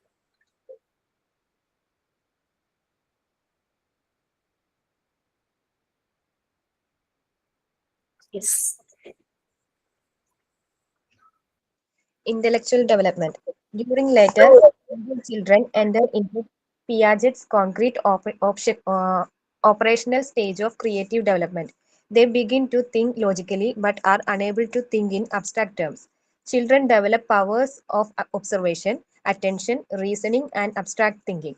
They can focus on more than one aspects of a situation and can universally experience what happens around them. The major development changes of cognitive ability during this period they are: first one, during the basic school period, the child's ability to consume information and accumulate ideas increases and his memory becomes more efficient. മൊത്തം വായിക്കണം മാം. Second, his capacity to generalize as well as ability for logical thinking increases. The child becomes more efficient in selecting, developing, and applying cognitive operations in relation to material objects. At this age, the child tends to live in a world of make-believe of which he himself is creator. Children become increasingly concerned with the cause and effect relationship in physical and natural phenomena in the environment. Okay, so intellectual development നമ്മൾ പിയാഗറ്റിന്റെ stages പറഞ്ഞിട്ടുണ്ടായിരുന്നു അല്ലെ. അദ്ദേഹം 4 stages ആയിട്ട് divide ചെയ്ത് പറഞ്ഞു. പിയാജറ്റിന്റെ ഒരു personal profile നോക്കുവാണെങ്കിൽ അദ്ദേഹം ഒരു ഒറ്റ കുട്ടിയായിരുന്നു എന്നാണ് പറയുന്നത്. ഫാമിലിയിലെ ഒരു ഒറ്റ കുട്ടിയായിരുന്നു. അപ്പൊ അതാണ് അദ്ദേഹത്തിന്റെ ഒബ്സർവേഷൻസ്. അപ്പൊ അദ്ദേഹത്തിന് ആ ഒരു രീതിയിൽ ആണ് പാരന്റ്സ് വളർത്തിയത്. അപ്പൊ ഓരോരോ ആ ഏജ് വയസ്സ് അദ്ദേഹം പറഞ്ഞു കുട്ടികളുടെ ഡെവലപ്മെന്റ്. അപ്പൊ കോൺക്രീറ്റ് ഓപ്പറേഷണൽ സ്റ്റേജിൽ കുട്ടികൾ കൂടുതലായിട്ട് ക്രിയേറ്റീവായിട്ട് കാര്യങ്ങൾ ചെയ്യുന്നു, കാര്യങ്ങൾ കണ്ട് കേട്ട് മനസ്സിലാക്കിയൊക്കെ കാര്യങ്ങൾ ചെയ്യുന്നു. അവർ ലോജിക്കലി തിങ്ക് ചെയ്യാനായിട്ട് തുടങ്ങുന്നു. പക്ഷെ അബ്സ്ട്രാക്ട് ടേംസ് അവർക്ക് അപ്പോഴും പിടിയുണ്ടാവില്ല. കാരണം ആ ഒരു കോൺക്രീറ്റ് ഓപ്പറേഷണൽ സ്റ്റേജിൽ അവരുടെ ഏജ് അതാണ്. ലോജിക്കലി ഒക്കെ അവർ തിങ്ക് ചെയ്യാനായിട്ട് തുടങ്ങും. പക്ഷെ അവർക്ക് അബ്സ്ട്രാക്ട് ഐഡിയാസ്, അതായത് ഇപ്പം നമ്മൾ പറഞ്ഞു ഓണസ്റ്റി അങ്ങനെയൊക്കെ പറയുമ്പോൾ, അല്ലെങ്കിൽ 10-ൽ നിന്നൊരു 4 ഡിഫറൻസ് ആയി കഴിഞ്ഞാൽ എത്രയാണെന്ന് പെട്ടെന്നൊന്നും അവർക്കത് പറയാൻ കിട്ടിയെന്ന് വരില്ല. കുട്ടികൾ ഒബ്സർവേഷൻസ് അങ്ങനെയുള്ള കാര്യങ്ങളെല്ലാം അവർക്കുണ്ട്. അവർ ശ്രദ്ധിക്കും എല്ലാ കാര്യങ്ങളും. പിന്നെ അതിനെ അനലൈസ് ചെയ്യും. പിന്നെ അങ്ങനെ പതുക്കെ ഡെവലപ്പ് ചെയ്യും. ഈ പവേഴ്സ് എല്ലാം, ഈ അബ്സ്ട്രാക്ട് തിങ്കിങ്ങും എല്ലാം അവർ ഡെവലപ്പ് ചെയ്ത് വരും. അപ്പൊ ഈ അബ്സ്ട്രാക്ട് തിങ്കിങ്ങിലേക്ക് അവർ പോകുമ്പോൾ നമ്മൾ കോൺക്രീറ്റ് ഓപ്പറേഷണൽ സ്റ്റേജിൽ കുട്ടിക്ക് അതിനനുസരിച്ചുള്ള ആക്ടിവിറ്റീസ് കൊടുത്താലാണ് കുട്ടിക്ക് ആ പവർ കിട്ടുള്ളൂ. അപ്പൊ ആ ഒരു സമയത്ത് കുട്ടിക്ക് അതിനനുസരിച്ചുള്ള ആക്ടിവിറ്റീസ് കൊടുക്കുമ്പോൾ അവർക്ക് പിന്നീട് അതൊക്കെ ചിന്തിക്കാനുള്ള ഒരു പവർ അവർ ക്രിയേറ്റ് ചെയ്യാൻ, മീൻസ് ഡെവലപ്പ് ചെയ്യാനായിട്ട് തുടങ്ങും അവർക്ക്. പിന്നെ അവർക്ക് കൂടുതൽ കാര്യങ്ങളിലേക്ക് ഫോക്കസ് ചെയ്യാനായിട്ട് പറ്റും. അറ്റ് എ ടൈം കൂടുതൽ കാര്യങ്ങൾ ഫോക്കസ് ചെയ്യാനായിട്ട് പറ്റും. അപ്പൊ അത് അവരുടെ ഇന്റലക്ച്വൽ ഡെവലപ്മെന്റിന്റെ ഒരു ഭാഗമാണ്. മറ്റേത് അവർ ഒരു കാര്യത്തിൽ മാത്രം കോൺസെൻട്രേറ്റ് ചെയ്താലേ അവർക്ക് കൂടുതൽ കാര്യങ്ങൾ ഫോക്കസ് ചെയ്യാനായിട്ട് പറ്റും. അതാണ് കുട്ടികളെ പഠിക്കുമ്പോൾ നിങ്ങൾ ശ്രദ്ധിച്ചാൽ കാണാം. അവരിരുന്ന് പഠിക്കുന്ന സമയത്ത് എന്തെങ്കിലും എഴുതുവാണെങ്കിൽ അവരാ എഴുതുന്നത് ടീച്ചേഴ്സ് എപ്പോഴും പറഞ്ഞു കൊടുക്കാമായിരിക്കും, നിങ്ങൾ എഴുതുമ്പോൾ അത് മനസ്സിലാക്കിയിട്ട് എഴുതുക. അപ്പൊ അവിടെ അവര് 2 കാര്യങ്ങളിലായിരിക്കും ഫോക്കസ് ചെയ്യുക. ചുമ്മാ കോപ്പി ചെയ്യല്ല, ഞാനിത് മനസ്സിലാക്കണം എന്ന് വിചാരിച്ചും കൂടെ ആ ഒരു സമയത്ത് കുട്ടികളെ ചെയ്യാനായിട്ട് നമ്മൾ കേപ്പബിൾ ആക്കണം. അല്ലെങ്കിൽ അവർ ചുമ്മാ എന്തെങ്കിലുമൊക്കെ എഴുതിയിട്ടേ പോകുള്ളൂ. നമ്മൾ ഒരു പ്രാവശ്യം എഴുതുക എന്ന് പറഞ്ഞാൽ 1 ടൈം റീഡിങ്ങും കൂടെ ആയിരിക്കണം. അതെപ്പോഴും ഞാൻ എല്ലാ ബാച്ചിലും പറയാറുണ്ട്. കാരണം ലാസ്റ്റ് അപ്പാരറ്റസ് റെക്കോർഡ് ബുക്ക് തരുമ്പോൾ എല്ലാരും ധൃതി പിടിച്ച് ആ റെക്കോർഡ് കംപ്ലീറ്റ് ചെയ്യാനായിട്ട് കോപ്പി ചെയ്യുവാണ്. വൈവ സമയത്ത് അതിൽ നിന്ന് ക്വസ്റ്റ്യൻ ചോദിക്കുമ്പോഴേക്കും ഒന്നും ഓർമ്മയില്ല. അങ്ങനെ ഒരു കാര്യം എഴുതി വെച്ചത് പോലും ഓർമ്മയില്ല. അപ്പൊ നമ്മൾ ശ്രദ്ധിച്ച് എഴുതുമ്പോൾ നമുക്ക് 1 ടൈം റീഡിങ് ആണ്. നമുക്ക് പിന്നീട് ചിലപ്പോൾ വായിക്കാൻ സമയം കിട്ടിയില്ലെങ്കിൽ നമുക്ക് അതൊരു ഐഡിയ കിട്ടും, ടീച്ചേഴ്സ് ഡെമോ ക്ലാസ്സും കൂടെ തരുമ്പോഴേക്ക്. അപ്പൊ അവിടെ എന്താ റൈറ്റിങ്ങും റീഡിങ്ങും ഫോക്കസ് ചെയ്യുന്നു. അപ്പൊ അതുപോലെ തന്നെ കുട്ടികളിൽ നമ്മൾ ആ ഒരു ശീലം ആ ഒരു സമയത്ത് ഉണ്ടാക്കിയെടുക്കുവാണെങ്കിൽ അവർ ഫോക്കസ് ചെയ്യാൻ തുടങ്ങും. മോർ ദാൻ 1 ആസ്പെക്ട് ഫോക്കസ് ചെയ്യാനായിട്ട് തുടങ്ങും. അത് അക്കാദമിക് സൈഡിൽ നമ്മൾ ചെയ്യിക്കുമ്പോൾ അത് അവരെ ഇനിയുള്ള ഏജിൽ അക്കാദമിക്സിൽ നല്ല ഹെൽപ്പ് ചെയ്യും. കോൺസെൻട്രേഷൻ കൂടുതലായിരിക്കും. കൗണ്ടിങ് ബാറില്ല, റെഡ് ബ്ലൂ എന്നുള്ളത് അത് അപ്പാരറ്റസിലുണ്ട്, ഞാൻ എഴുതിയത്. ആണോ? യെസ്. അതിനി പ്രാക്ടിക്കൽ ക്ലാസ്സും കൂടെ സെഷനും കൂടെ കാണിക്കുമ്പോൾ നിങ്ങൾക്ക് അത് ക്ലിയർ ആവും. കാരണം കുഞ്ഞു മക്കൾക്ക് ഒരിക്കലും നമ്മൾ എല്ലാം കൂടെ ഒരുമിച്ച് കൊടുക്കരുത്, അവരെ കോംപ്ലിക്കേറ്റഡ് ആക്കരുത് എന്നാണ് പറയുന്നത്, കൺഫ്യൂഷനിലേക്ക് കൊണ്ടുപോകരുത്. മോണ്ടിസോറി മെറ്റീരിയൽസിന് ഫണ്ടമെന്റൽ ലെസൺസ് എന്നൊരു കാര്യമുണ്ട്. ഫണ്ടമെന്റൽ ലെസൺസ് എന്ന് പറഞ്ഞാൽ ഒന്നുമില്ല, കാരണം ആദ്യമായിട്ട് മെറ്റീരിയൽ കുട്ടിയെടുത്ത് ചെയ്യാൻ പോകുന്നതിന് മുമ്പ് നമ്മളൊരു ഡെമോ കൊടുക്കും കുട്ടിക്ക്. നമ്മൾ ഇതെങ്ങനെയാണ് ചെയ്യേണ്ടതെന്ന് അവർക്ക് പറഞ്ഞു കൊടുക്കും. ഈ പറഞ്ഞു കൊടുക്കുമ്പോൾ നമ്മൾ ശ്രദ്ധിക്കേണ്ട കുറച്ച് കാര്യങ്ങളുണ്ട്. സാധാരണഗതിയിൽ നമുക്കൊരു കാര്യത്തെ പറ്റി ഒരറിവുണ്ടെങ്കിൽ നമ്മളത് വാതോരാതെ നിന്ന് പ്രസംഗിക്കും. അങ്ങനെ ചെയ്യരുതെന്നാണ് മറിയ മോണ്ടിസോറി പറയുന്നത്.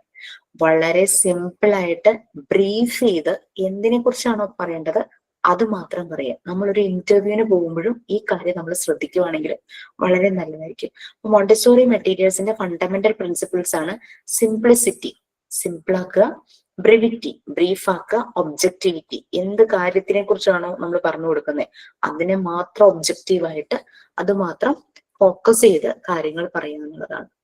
കാരണം കുഞ്ഞുമക്കൾക്ക് എത്രയും പെട്ടെന്ന് അവർക്ക് കളിക്കുക എന്നാണ് അവരുടെ മനസ്സില്. കാര്യം കളിയിലൂടെ അവരിത് പഠിക്കുക എന്നുള്ളത് നമുക്കറിയാലോ. അപ്പൊ കളിക്കണം എന്ന് പറഞ്ഞു വന്നിരിക്കുമ്പോൾ നമ്മളിങ്ങനെ കഥാപ്രസംഗം പോലെ വലിയൊരു ലെക്ചർ ക്ലാസ് കൊടുത്തു കഴിഞ്ഞാൽ അവർ ശ്രദ്ധിക്കില്ല. അതുകൊണ്ടാണ് നമ്മൾ കൊടുക്കുന്ന ഫണ്ടമെന്റൽ ലെസൺ വളരെ സിമ്പിൾ ആയിട്ട് ബ്രീഫ് ചെയ്ത് അതിനെക്കുറിച്ച് മാത്രം പറയാനുള്ളത്. എന്നിട്ട് നമ്മളങ്ങ് മാറും. പിന്നെ നമുക്ക് അവിടെ റോളില്ല, കുട്ടി തന്നെയാ ചെയ്യുന്നത്. തന്നെ ചെയ്യുമ്പോൾ നമ്മൾ പക്ഷെ റോളില്ല എന്ന് കരുതി നമ്മൾ എങ്ങോട്ടെങ്കിലും പോവല്ല, നമ്മൾ ഒബ്സർവ് ചെയ്യണം. കുട്ടിക്ക് നമ്മൾ പറഞ്ഞു കൊടുത്ത ലെസൺ മനസ്സിലായോ? കാരണം കുട്ടി ആക്ടിവിറ്റി ശരിയായ രീതിയിൽ ചെയ്യുന്നുണ്ടോ എന്നുള്ളത് ഒബ്സർവ് ചെയ്യണം. ഒബ്സർവ് ചെയ്യുമ്പോൾ അവൻ ശരിയായ രീതിയിൽ ചെയ്യുന്നുണ്ടെങ്കിൽ നമുക്ക് അവനെ ലീവ് ചെയ്യാം, അടുത്ത ആളുടെ നോക്കോ എന്തെങ്കിലും ചെയ്യാം. അതേസമയം അവൻ ചെയ്തപ്പോ ഫസ്റ്റ് ടൈം ചെയ്തപ്പോ അത് ശരിയായില്ല, അവൻ വീണ്ടും റിപ്പീറ്റ് ചെയ്യുന്നു. സെക്കൻഡ് ടൈം ചെയ്തപ്പോഴും ശരിയായില്ല, തേർഡ് ടൈം ചെയ്തപ്പോഴും ശരിയായില്ല, ഫോർത്ത് ടൈം ചെയ്തപ്പോഴേക്കും അവന് വന്ന എറർ മിസ്റ്റേക്ക് മനസ്സിലായി അവൻ തന്നെ കറക്റ്റ് ചെയ്യുവാണെങ്കിൽ നമുക്ക് പ്രശ്നമില്ല, പെർഫെക്റ്റ് ആയി, കുഴപ്പമില്ല, അവൻ ഓക്കെ ആയിട്ടുണ്ട്. അതേസമയം അവനത് ശരിയാവുന്നേ ഇല്ല, അവനത് അല്ല ഇൻട്രസ്റ്റ് കുറഞ്ഞു വരികയാണ്, ചെയ്തിട്ട് ശരിയാവത്താണ് അവന് ഇതിന്. അല്ലെങ്കിൽ ഒന്നുമില്ലെങ്കിൽ കുട്ടി പല കാര്യങ്ങൾ ചെയ്യാം, ഒന്നുമില്ലെങ്കിൽ നമ്മളെ വന്ന് വിളിക്കാം, ഒന്നും കൂടെ എനിക്ക് കാണിച്ചു തരാമെന്ന് പറഞ്ഞാൽ ഡെഫിനറ്റ്ലി നമുക്ക് ഇടപെടാം, നമുക്ക് പോയി കാണിച്ചു കൊടുക്കാം. ചില കുട്ടികൾക്ക് പറയാൻ ബുദ്ധിമുട്ടുണ്ടാവും, പക്ഷെ അവരുടെ ബോഡി ലാംഗ്വേജിൽ നിന്നും നമുക്ക് മനസ്സിലാകും നമ്മൾ ചെല്ലേണ്ടതുണ്ട്, അവനത് ആഗ്രഹിക്കുന്നുണ്ടെന്ന് മനസ്സിലായി കഴിഞ്ഞാൽ നമുക്ക് ചെല്ലാം, നമുക്ക് പതുക്കെ നമുക്കത് ചെയ്ത് നോക്കാം. അല്ലാതെ നീ ചെയ്തത് ശരിയായില്ല, തെറ്റിപ്പോയി, ഇങ്ങനെ ചെയ്യണം എന്നൊരിക്കലും കുട്ടികളോട് പറയരുത്. നമുക്കത് ചെയ്ത് നോക്കാന്ന് പറഞ്ഞിട്ട് വീണ്ടും ഒന്നുകൂടെ ആ ലെസൺ പ്രൊവൈഡ് ചെയ്യാം.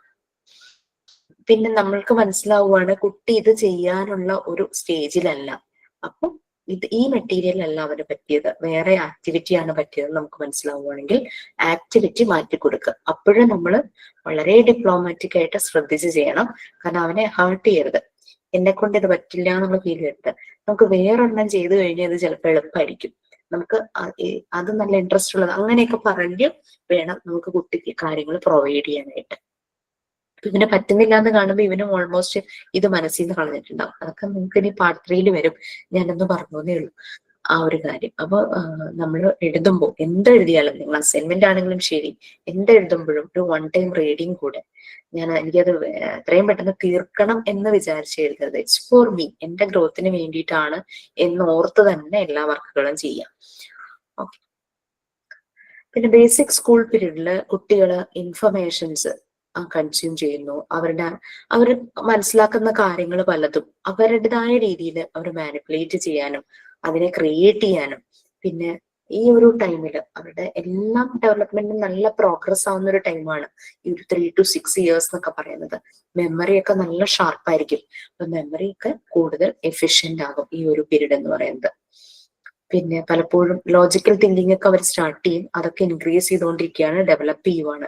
കോഗ്നിറ്റീവ് ഡെവലപ്മെന്റിന്റെ ഒരു ഭാഗമായിട്ട് ഇതെല്ലാം എല്ലാ area analysis, reasoning, problem solving, ഇതൊക്കെ അവർക്ക് പറ്റും കൂടുതൽ. പിന്നെ സെലക്ഷൻ, ചൂസ് ചെയ്യാനായിട്ട് അതൊക്കെ ഇഷ്ടപ്പെടും, ഭയങ്കരമായിട്ട് ചൂസ് ചെയ്യും ഏത് കാര്യം ചെയ്യണം. അങ്ങനെ അവൻ ഇഷ്ടപ്പെട്ട കാര്യങ്ങൾ ചൂസ് ചെയ്യുമ്പോഴേക്കും അവൻ ആ ആക്ടിവിറ്റി ചെയ്യുന്നത് മോർ എഫിഷ്യന്റ് ആയിട്ട് മാറും.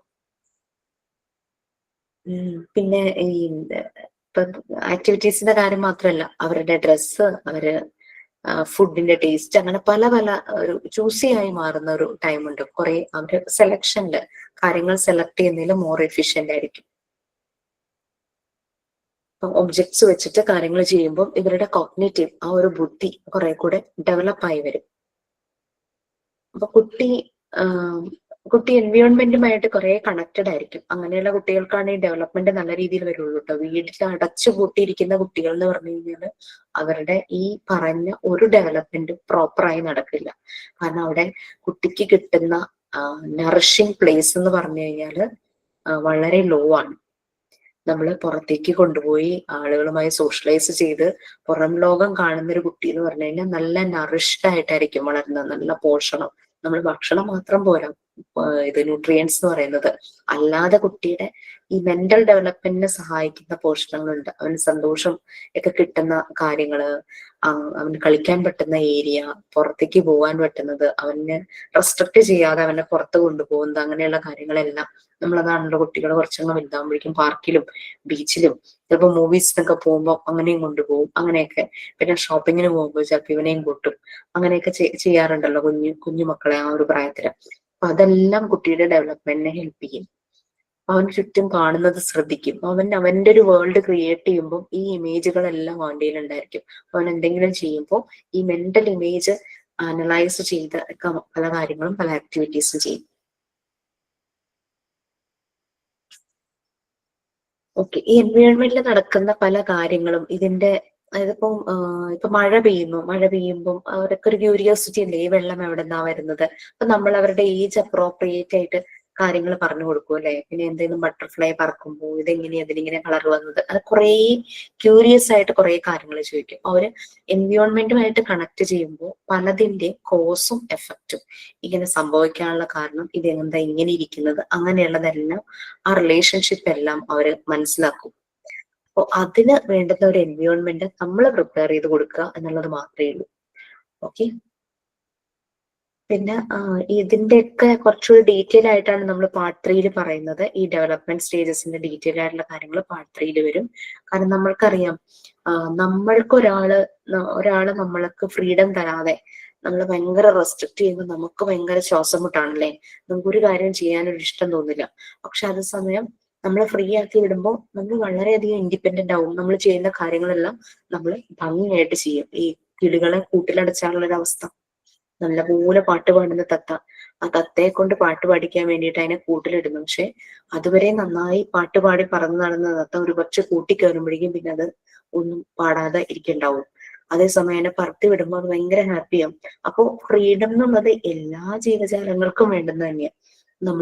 അപ്പൊ അങ്ങനെയാകുമ്പോൾ കുട്ടികളെ ഫ്രീ ആക്കി വിടുമ്പോൾ അവരും മോർ ആക്റ്റീവ് ആവും. അവര് നല്ല റിസൾട്ട് ആയിരിക്കും, നല്ല ഔട്ട്കം ആയിരിക്കും അവരിൽ നിന്ന് വരുന്നത്. അതാണ് നമുക്ക് നെക്സ്റ്റ് വരുന്നത്. അടുത്തൊരു പാരഗ്രാഫ് കൂടെ ഒന്ന് വായിക്കാം. ഒരു paragraph. There is a natural tendency in every child to become independent. The child wants to explore the movement and gain control over his or her muscles and develop better coordination. If opportunities are not given to them for such analysis, they are not likely to become self-confident and are likely to lag behind developing motor skills. Children generally start speaking words like ba, pa, ma around 6 months, and gradually their vocabulary increases. Talking to them and encouraging them to talk all stage is very important for their language development. Early stimulation helps them to practice mastering a language. There are many children who do not get the right kind of environment during childhood days.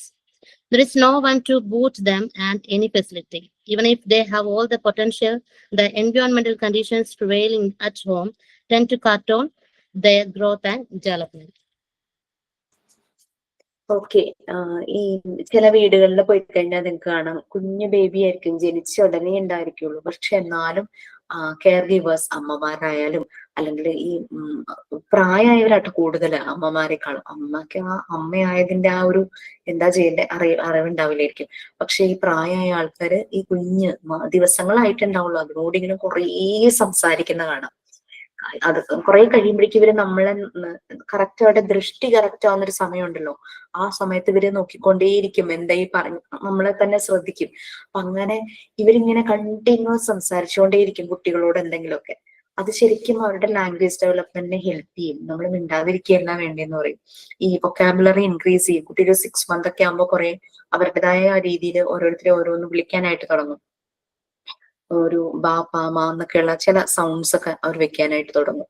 പിന്നെ motor skills develop ചെയ്യാൻ തുടങ്ങും. അവരുടെ movements നമുക്കറിയാം, ആദ്യം അവരുടെ large muscles ആണ് develop ചെയ്യുന്നത്. അതായത് അവര് കമിഴ്ന്ന് വീഴുന്നു, പിന്നെ എഴയുന്നു, അതൊക്കെ ലാർജ് മസിൽസിന്റെ ഡെവലപ്മെന്റ് ആണ്. പിന്നെ നടക്കാൻ ശ്രമിക്കുന്നു, ഓടുന്നു, അതൊക്കെ ലാർജ് മസിൽസ് ആണ്. അതിന്റെ ഡെവലപ്മെന്റ് ആണ് ആദ്യം നടക്കുന്നത്. പിന്നെയാണ് സ്മോൾ മസിൽസിന്റെ ഡെവലപ്മെന്റ്, ഈ ഹോൾഡ് ചെയ്യാനുള്ളത്, ഫിംഗേഴ്സിന്റെ ഒക്കെ ആ ഹോൾഡിങ് കപ്പാസിറ്റി. അപ്പോഴാണ് ഒരു 2.5-3 വയസ്സൊക്കെ വരുമ്പോഴേക്കും പെൻസിലൊക്കെ പിടിക്കാൻ പറ്റുന്നത്. മറ്റേത് ചെറുപ്രായത്തില് അവരെന്തെങ്കിലും പിക്ക് ചെയ്യും, എടുക്കും, പക്ഷെ അത് അവരുടെ കയ്യിൽ നിന്ന് താഴെ വീഴും, അധിക സമയം ഹോൾഡ് ചെയ്ത് വെക്കാൻ പറ്റില്ല, അല്ലെ? അപ്പൊ ലാർജ് മസിൽസ് ആദ്യം ഡെവലപ്പ് ചെയ്യുന്നു, സ്മോൾ മസിൽസ് ലേറ്റർ ഡെവലപ്മെന്റ് ആണ്. കുട്ടികളോട് ഇങ്ങനെ സംസാരിച്ചുകൊണ്ടേയിരിക്കണം, അവരെ എൻകറേജ് ചെയ്യണം, അപ്പോഴാണ് അവര് കൂടുതൽ സംസാരിക്കുള്ളൂ. ഈ രീതിയിൽ ഒരു എൻവയോൺമെന്റ് അവർക്ക് കിട്ടിയിട്ടില്ലെങ്കിൽ കുട്ടിയോട് സംസാരിക്കാൻ ആരുമില്ല. അങ്ങനെ വരുമ്പോൾ ഇവരുടെ ലാംഗ്വേജ് ഡെവലപ്മെന്റ് സ്ലോ ആകും. അപ്പൊ പല കുട്ടികളും ഉണ്ട് ഈ right kind of environment childhood ഡേയ്സിൽ കിട്ടാത്ത പല കുട്ടികളുണ്ട്. വീട്ടിൽ കുറെ മെമ്പേഴ്സ് ഉണ്ട്, ഇവരെക്കാളും മുതിർന്ന കുട്ടികളുണ്ട്. അങ്ങനെയൊക്കെ വരുമ്പോൾ ഇവർ കൂടുതൽ ആക്റ്റീവ് ആകും, അല്ലെ? അവർ കളിക്കണയൊക്കെ കാണുമ്പോൾ ഇവർ കൂടുതൽ ഭയങ്കര ഇൻട്രസ്റ്റ് ഒക്കെ ആയിരിക്കും അവരുടെ കൂടെ പോയി കളിക്കാൻ. നടക്കാനായിട്ടില്ലെങ്കിലും അവർ ഇരിക്കുന്ന സ്ഥലത്ത് നിന്നുകൊണ്ട് മാക്സിമം പറ്റാവുന്ന രീതിയിൽ ഓരോന്ന് കാണിക്കും. There is no one to boot. Boot means protect. പിന്നെ എല്ലാ കുട്ടികളിലും പൊട്ടൻഷ്യൽ ഉണ്ട്. കാരണം മനുഷ്യൻ ഈവൻ ജനിച്ചു വീഴുമ്പോൾ തന്നെത്താനെ കാര്യങ്ങളൊന്നും ചെയ്യാൻ പറ്റില്ലായിരിക്കാം, പക്ഷെ അവന്റെ ഉള്ളിൽ ആ പൊട്ടൻഷ്യൽ ഉണ്ട്. അത് സമയമെടുത്താണ് ഡെവലപ്പ് ആകുന്നത്. ആ ഡെവലപ്പിംഗ് സ്റ്റേജസ് ആണ് നമ്മൾ ഈ ഓരോന്ന് പറഞ്ഞത്. ഫിസിക്കൽ ആണെങ്കിലും, സോഷ്യൽ ആണെങ്കിലും, ഇമോഷണൽ ആണെങ്കിലും, ലാംഗ്വേജ് ആണെങ്കിലും, കോഗ്നേറ്റീവ് ആണെങ്കിലും. കോഗ്നേറ്റീവ് എന്ന് പറഞ്ഞാൽ മനുഷ്യന്റെ ബുദ്ധി, അത് ഡെവലപ്പ് ചെയ്യുക, ഇന്റലക്ച്വൽ ലെവൽ ഡെവലപ്പ് ചെയ്യുകയാണ്. അപ്പൊ ഇന്റലക്ച്വൽ ലെവൽ ഡെവലപ്പ് ചെയ്യുമ്പോഴാണ് പ്രോപ്പറായിട്ട് ലാംഗ്വേജ് വരിക, പ്രോപ്പറായിട്ട് മൂവ്മെന്റ് വരുന്നത്, പ്രോപ്പറായി ആളുകളുമായിട്ട് സോഷ്യലൈസ് ചെയ്യുന്നത്, ഇമോഷൻസ് പ്രോപ്പറായിട്ട് എക്സ്പ്രസ് ചെയ്യാനായിട്ട് പറ്റുന്നത്. എല്ലാം ഇതുമായിട്ട് കണക്റ്റഡ് തന്നെയാണ്. അപ്പോ നമുക്ക് കുട്ടികളുടെ ഗ്രോത്ത് ആണെങ്കിലും ഡെവലപ്മെന്റ് ആണെങ്കിലും ശരീരത്തിന്റെ വളർച്ചയാണെങ്കിലും മനസ്സിന്റെ വളർച്ചയാണെങ്കിലും അതിന് വേണ്ടുന്ന ഒരു എൻവയോൺമെന്റ് പ്രിപ്പയർ ചെയ്ത് കൊടുക്കുക എന്നുള്ളതാണ്. അത് ന്യൂട്രീഷ്യസ് ആയിട്ടുള്ള ഫുഡ് മാത്രമല്ല, ന്യൂട്രീഷ്യസ് ആയിട്ടുള്ള ചില പോസിറ്റീവ് ഫാക്ടേഴ്സ് ഉണ്ട്. Love, warmth, care, affection, compassion, empathy. ഇതെല്ലാം എല്ലാ കുട്ടികൾക്കും ഡിസേർവിംഗ് ആണ്, എല്ലാ മനുഷ്യർക്കും ഡിസേർവിംഗ് ആണ്. കാരണം എല്ലാവരും സ്നേഹിക്കാനും സ്നേഹിക്കപ്പെടാനും ആൾക്കാർ തന്നെയാണ്, ഡിസേർവിംഗ് ആണ്. അത് സ്നേഹമാണ് ശരിക്കും ഇതൊക്കെ എല്ലാവരെയും ഡെവലപ്പ് ചെയ്ത് കൊണ്ടുപോകുന്നത്. ഓക്കെ, ഇപ്പൊ നമുക്ക് നെക്സ്റ്റ് ക്ലാസ്സിൽ അടുത്ത സെഷൻ എടുക്കാം. ശരിക്കും നമുക്കത് കഴിയും. 21st exam. Okay fine. നിങ്ങൾ വർക്കുകളൊക്കെ ഷെഡ്യൂൾ ചെയ്യുക, പെൻഡിങ് വെക്കാതെ ഷെഡ്യൂൾ ചെയ്യുക കേട്ടോ. കാരണം പ്രാക്ടിക്കൽ സെഷൻ കഴിഞ്ഞു കഴിഞ്ഞാൽ നമുക്ക് ഉടനെ വൈവ സ്റ്റാർട്ട് ചെയ്യും. ഓക്കെ, സൈൻ ഓഫ് ഉണ്ടോ? Thank you, Jisha ma'am, for today's wonderful class on cognitive development. Cognitive development moves from simple sensory learning in babies to complex, logical, and abstract thinking in adolescence and adulthood. Helps in learning, decision making, creativity, and understanding the world. We learned many valuable and interesting points. With sincere gratitude to you and my friends, I am signing out now. See you in the next class. Thank you. Thank you, ma'am. Thank you, ma'am. Thank you. Thank you, ma'am. Thank you, ma'am. Thank you.